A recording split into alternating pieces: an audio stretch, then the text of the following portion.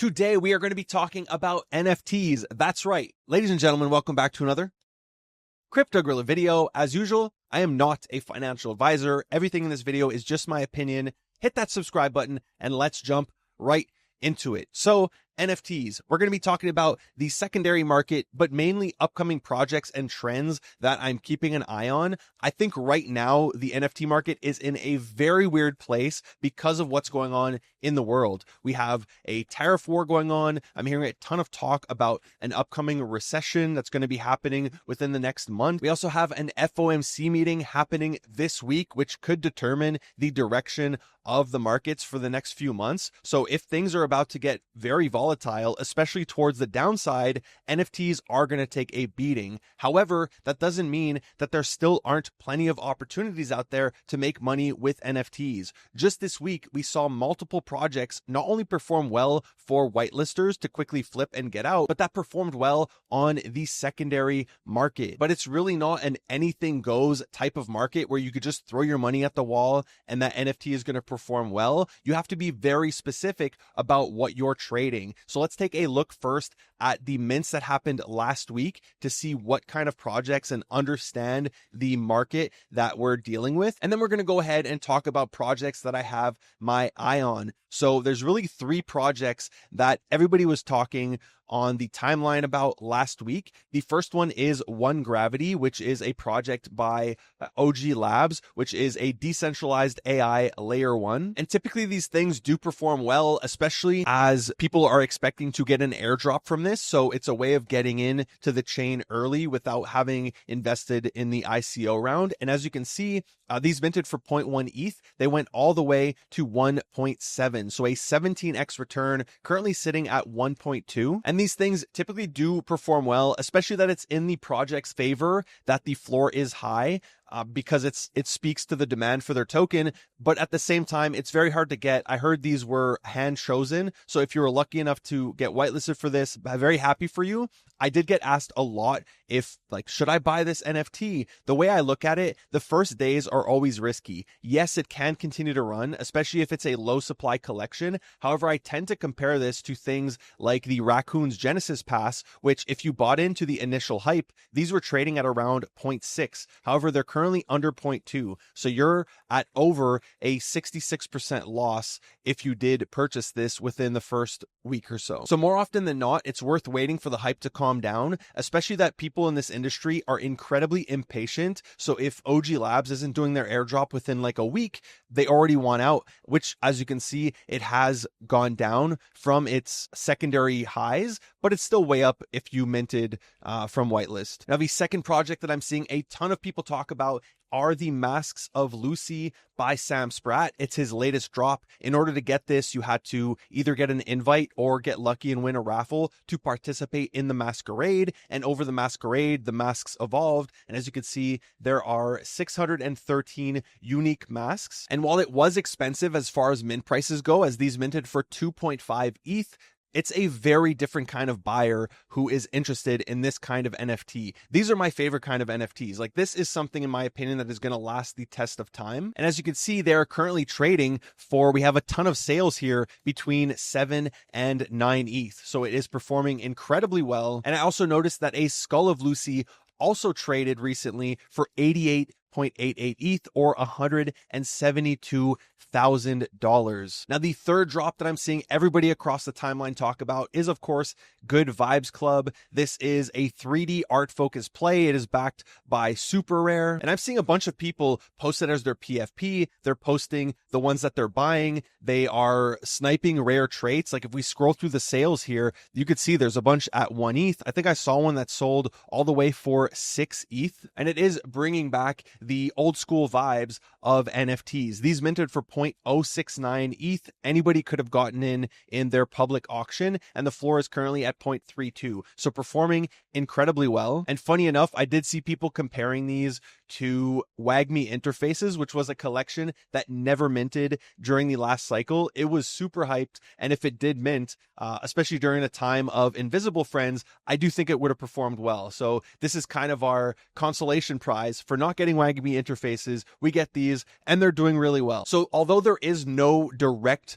relation or correlation between these three collections, the common narrative that I'm seeing being spoken about on the timeline for the future of NFTs is that there is a flight to quality, which I believe we're also seeing this in the crypto market, where a lot of people are kind of fed up with meme coins and playing the casino, even though I do believe that is going to come back. I think in NFTs, we're seeing it where people are fed up of like the latest knockoff animal PFP collection that nobody's going to put as their PFP. Everybody just wants to flip it, and people are no longer willing to play that game. However, they are willing to put their money into something legitimate that has a real artist or a real team behind it. So these are the type of plays that we should be looking for, not only as whitelists, but also as secondary plays, because like we saw for Good Vibes Club, you could have gotten into this on the secondary market for as low as 0.07, just around mint price. And same thing for the Masks of Luci here. If we scroll down to the earlier sales, they were selling above mint price, but still 4.5 ETH. And not even a day later, they're already at 8 ETH. Now, the other thing you're going to notice in this video is there are so many chains now that you have to be aware of with new NFTs coming out. It's extremely exhaustive, especially if you want to keep up with the rest of the market. So unless you're in a really good NFT group that manages to get a lot of whitelists and you don't have to do any work outside of entering a raffle, your best bet is probably to focus on one or two chains or one or two niches. So the first category that we're going to talk about is going to be product related NFTs, meaning there's a legitimate product that the team is attempting to build, and hopefully it's going to lead to a token and a token airdrop for the NFT holders. So the first one is Kindred AI, and they are building AI agents. If we take a look at their pitch deck here, you could see that they wanted to be able to do some tasks like booking your Uber, scheduling events, basically a personal assistant. But the way they're going about it is they're really making your AI agent your companion. So it has its own character. They're really focused on the IP side of things rather than just having like a blank face assistant similar to what you have on your phone with something like Siri. So if we take a look at this sneak peek video, you could see a ton of their IPs. Some of them have not been announced yet, although we can make out like there's a Bored Ape here. This is the Teletubby, which they did recently announce. This is an Axie Infinity. This one looks a lot like a Pudgy Penguin, which would make sense because this project is on Abstract. And if we go to their pitch deck, you could see they also have partnerships with Web2 brands like Teletubbies. Here we have Warner Bros. And Web3 like Axie Infinity. Now to start off, the product is a plugin, which I assume is watching everything I do on my browser, but they've also gone ahead and gamified it. So when you have your companion, you're able to go into this world. There's a ton of different worlds. This is just one, for example, where I can't do it yet because I'm missing 5, I don't know what this is called, essence in order to build up my land. However, there's a ton of stuff you can do in here, like daily check-in to get some points. They have some missions you can complete. You have a backpack where you can collect different assets. And then I'm assuming you could dress up and really engage with your companion. You can collect badges, there's a leaderboard, and so on. So again, they're really going ahead and gamifying the experience. So not only is it going to be an AI agent that you engage with on the day-to-day, you're able to engage with and build this relationship with this character. Now, as for the NFT, it is going to be a low supply of 1,000 NFTs. However, the best part is it's a free mint. So there is literally no risk. And you do have the potential here for the Kin token airdrop, which I don't believe has been confirmed. However, they're going to have their own token, and I think it's safe to assume that you're going to be getting an airdrop here. So this one is going to be happening on Abstract. And then the other product related NFT that I'm seeing a lot of people talk about is ONtegrity, which is the official NFT for Orochi Network, which is the first verifiable data infrastructure. Now, if we jump to the website, they are attempting to build or have built multiple products. Here we have ORAND, which is for randomness. So let's say you have a raffle, or let's say you have a game that has like rock, paper, scissors mechanics. How do you verify that nobody's cheating and rigging the results? Well, that's with a tool like ORAND. They also have some oracles for data management. They have ZK database and ZK memory for zero knowledge proofs and stuff like that. So they're building multiple products that people are going to integrate into their products. Now, one of the reasons it's getting so much hype right now is because they just announced back in February their raise of $12 million,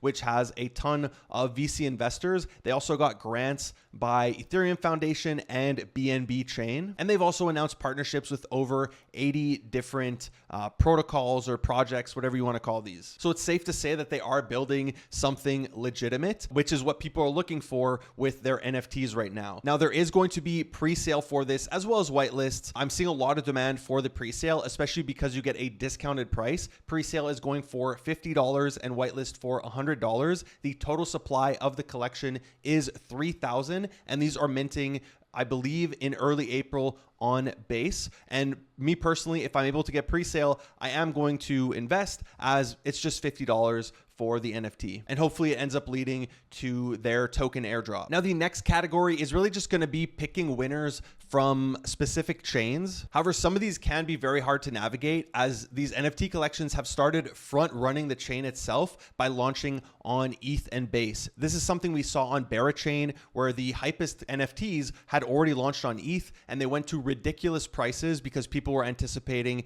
a Bera token airdrop from them. However, if we look at the berachain NFTs that actually launched on berachain, there haven't really been any that have performed well. The best one is really Bulla's, which I'm holding one of these. However, nothing has established itself as the main NFT of berachain. Now, this might change when Steady Teddy, or if Steady Teddy's ever launches, as people are expecting that one to be the main collection of berachain. We also have Mabera Makers, which is launching, I believe, this week. So hopefully we get some exciting action on berachain. Now, the same thing happened on Hyperliquid, where the number one NFT outside of Per, which is trading like OTC for something like $40,000, is the wealthy Hypeo babies, which you could see here is trading at 148 hype tokens. However, you might remember from my videos, because I spoke about these many times, they were trading on Base because they originally minted on Base, and then you're able to migrate them over to Hyper EVM. So again, it can become difficult to navigate this stuff, as a lot of these collections aren't even waiting for the main chain to drop. Now, just a quick note on Hyperliquid.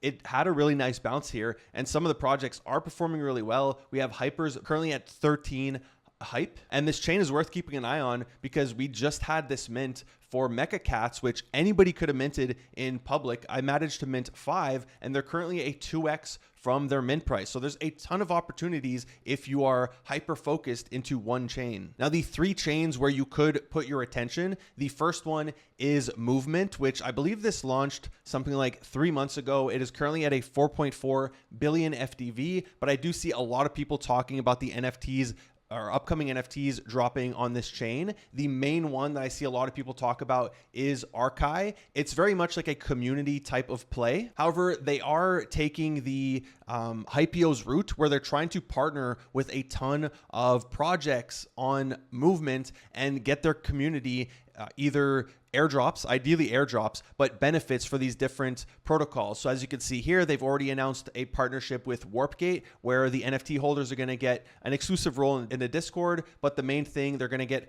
IDO access for the DEX's token. The other one that they've just announced is for Razor DAO. And to be honest, I don't know much about these DEXs. I'm assuming these are the main ones. Here you can see, again, exclusive Discord role, exclusive raffle slots, and DEX trading incentives. So I imagine we're going to see more and more of these, especially because Arkai is becoming one of the main collections on Movement. And the best part about all this is it is a free mint, so zero risk, and the supply is relatively low at 2,211.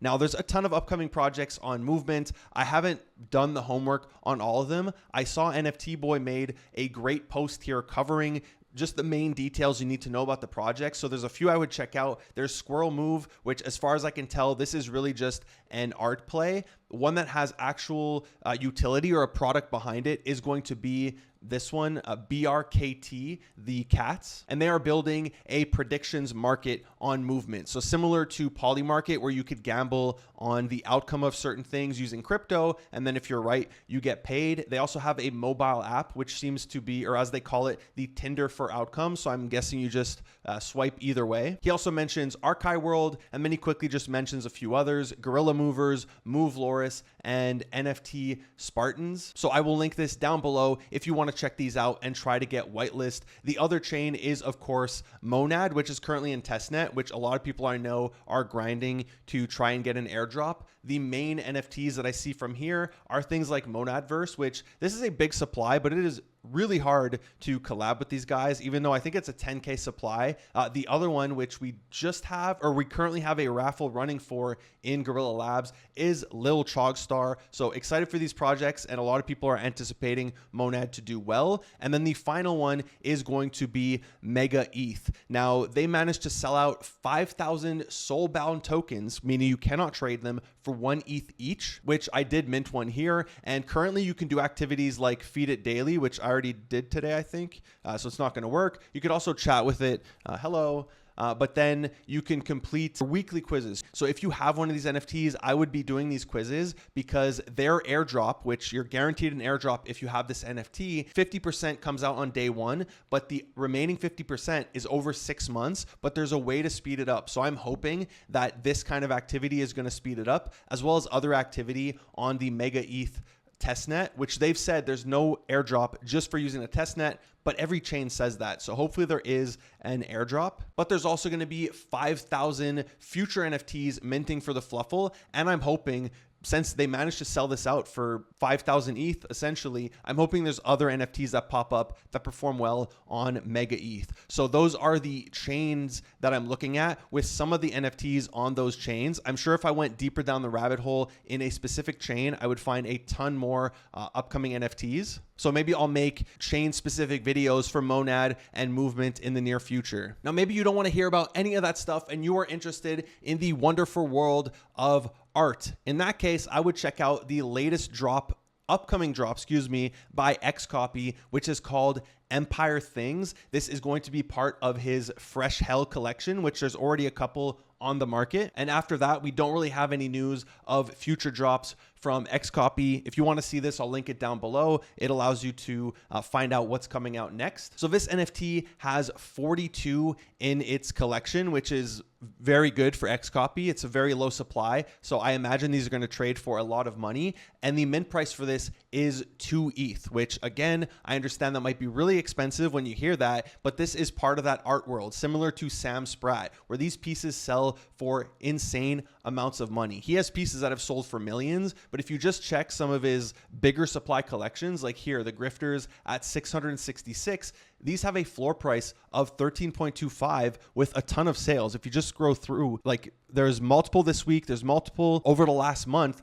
all of which are above 10 ETH. So it is very stable. And this is the kind of collection that reminds me of Web2 art, where there's like a club of people who have a vested interest to keep the price of all the assets across the board for specific artists high and stable. And this is the kind of NFT that I believe is going to last the test of time. Now, like I said, it's minting for 2 ETH. It's already on OpenSea, even though it hasn't been distributed to anybody yet. As you can see, there is an offer of 3.5 ETH. So it's already flippable if you're interested in flipping it. However, personally, I would not flip at that price, because if you look at the 2 other NFTs in the Fresh Hell collection, there's this one, also a 42 supply, which has a 7 ETH offer, as well as this one, again, 42 supply. It has a 6.6 offer, but if you look at the sales history, these are selling for a lot of money here. 9 ETH, 8 ETH, 12 ETH, 12 ETH. So again, this is a very sought out collection and a very sought out artist. Now, you're probably too late for this one. There was a raffle in the Xcopy server over the weekend if you did hold some of his assets. However, if you want to keep up with the art market, which I know can be difficult, I have this list I made a while back. I follow 165 like artists and people who follow the art world. I'll link it down below. I'm pretty sure anybody could follow the list, and I'll continue to add to it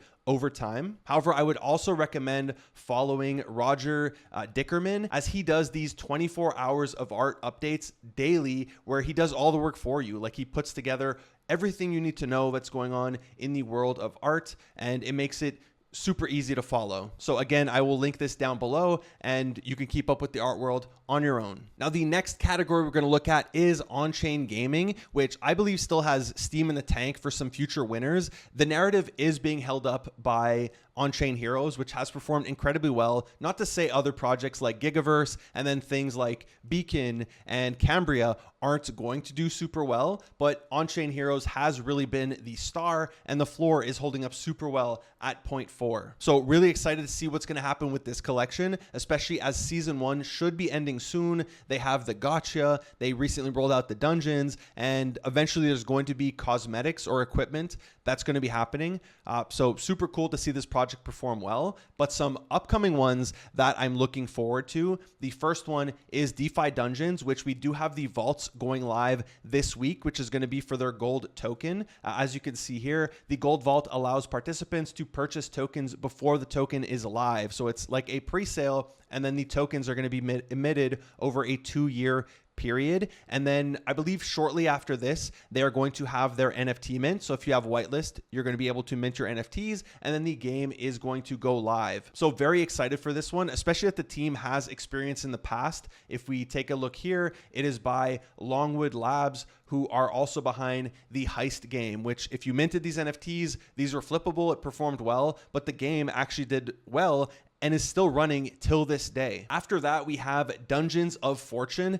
Unfortunately, I cannot tell you anything about this, even though I have seen some behind the scenes stuff, and I was very impressed. They did start a hand-selected pre-sale, which, full disclosure, I did invest into this. So clearly I'm bullish, and I can tell you, like, it's not a noob team that's building this, and I do expect it to do well. So I'm hoping in the near future they do start releasing more details and I'm able to talk about it. You'll probably see me either mention it in a video or tweet about it. Like I said, I did the pre-sale, right? So I want it to perform well, and this kind of stuff, like if you just scroll through the comments, right, you could see all the influencers who are commenting, so they either participated in it or they're trying to get access to it. So hopefully you can use that to gauge who is interested in these kind of projects. Now, the third project that I've mentioned many times now, which is not an NFT, but it's still going to have pre-sale. So if you have whitelist, you're going to get early access to their token, is of course monsters.fun. This is going to be on Abstract. It has to do with AI agents who are going to battle each other. And typically if these projects or these platforms do perform well, there's at least one token that does incredibly well. We saw this with pump.science. We saw this with DAO's World. We saw it with DAOs.fun. So if you do have pre-sale for this and the platform is successful, I'm expecting the first token and possibly the second and third to perform incredibly well. Now, finally, this week we have the Taproot Wizard mint, which is minting for 0.2 Bitcoin, raising something like $35 million. And in my last video, I was very critical of this, and I stand by what I said. And that doesn't mean I don't believe that this is going to mint out, because I do. I believe it's also going to be flippable. Like, this is super hype. A lot of people are talking about it across the timeline. I'm expecting it to dominate the timeline on, I guess this is Wednesday. There's also the FOMC meeting, so we'll see. But I expect a lot of people to be talking about this. My issue is the amount of money that they're going to drain out of the market when ordinals, although they are seeing a tiny little bounce here, are already down quite bad. And I'm seeing people talk about how this, giving them 0.2, and because it's going to be flippable, is going to spark a wave of or a revival of ordinals. And while I do think there could be a little bounce here as people think that, and that narrative starts to spread, I don't think this is going to start an ordinals bull market, similar to how we had the Black Eye Mint for Ordinal Maxi Biz. Like, it did not spark anything. And I think this is going to be another team that comes in, they take $35 million from the market, just like how OMB launched, they took 80 mil from the market, and they haven't delivered anything. I don't know what people are expecting from this, and I guess it looks like I'm just funning. Look, if your bags go up and I'm wrong, and there is an ordinals crazy run and ruins pop off, I'm super happy. And I also hold some of this stuff, so I'm going to do well as well, but I'm super happy for you if your bags go up. I just don't think this is the way, because it's Udi, because he's an OG, like, it's okay that he's taking 35 mil from the market. Okay. Like, that's your opinion. I disagree, but I do think this project's going to do well. So if you have whitelist, I think it's going to be flippable. But with that being said, that is the end of today's video. I'll try to do more detailed videos based on the chain, like movement and monad and all that. Yeah, that's it. I hope you enjoyed the video. If you did, be sure to give it a big thumbs up. If you haven't already done so, would you kindly hit that subscribe button, smash that bell notification. Thank you for watching another Crypto Gorilla NFT video. It had been quite some time since we did a full dedicated NFT video. That's it. Peace.